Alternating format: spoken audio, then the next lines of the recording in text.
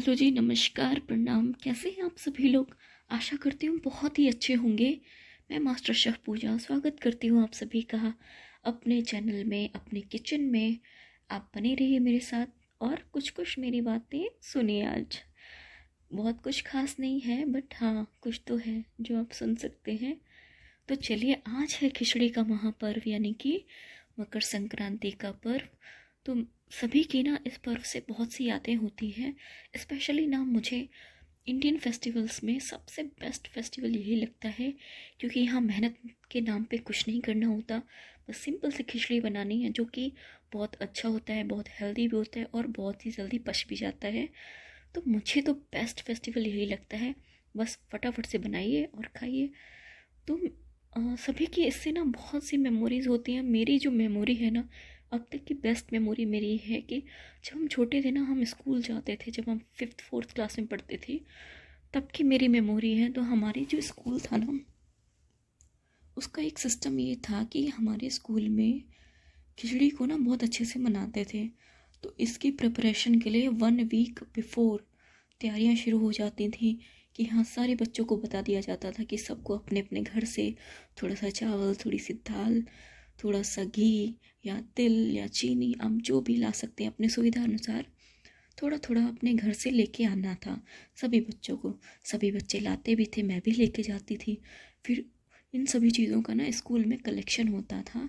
और जब खिचड़ी के 2 दिन बचते थे ना, हमारी छुट्टियां शुरू होने के 2 दिन पहले ही उस पर्व को मनाया जाता था।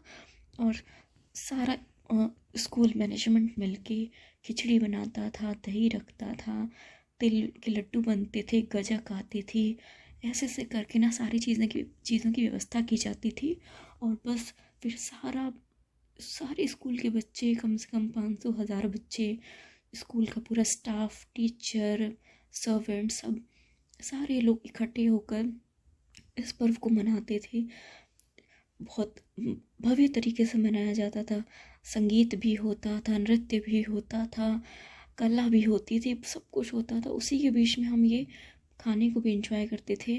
और ये इतना मेरी अब तक की बेस्ट मेमोरी है ये, मैं कभी नहीं भूल सकती। ऐसे तो खिचड़ी का पर्व हर वर्ष आता है, लेकिन बस मेरा मन यही करता है कि काश एक बार फिर से प्लेबैक हो जाए और मैं एक बार फिर से अपने बचपन में पहुंच जाऊं, अपने स्कूल में पहुंच जाऊं और एक बार फिर से खिचड़ी को ना उसी स्कूल प्रांगण में बैठ के अपने सभी स्कूल के दोस्तों के साथ बैठ के, टीचर स्टाफ के साथ बैठ के, स्कूल के प्रांगण में बैठ के खाने को मिले। एक बार फिर से वो ज़िंदगी जीने को मिले। आपको भी ऐसा ही लगता होगा ना कि जीवन में आप भी कभी ना कभी ऐसी चीज़ों को चाहते होंगे कि आपको भी एक बार फिर से रिवाइंड करने को मिले, तो आप भी अपनी पिछली ज़िंदगी का वो पल जी सके।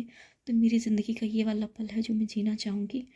ऐसे तो बहुत सारे पल हैं जो मैं जीना चाहती हूँ, लेकिन उन बहुत सारे पलों में से ना ये एक पल है जो मैं एक बार फिर से जीना चाहती हूँ। बहुत सी यादें हैं।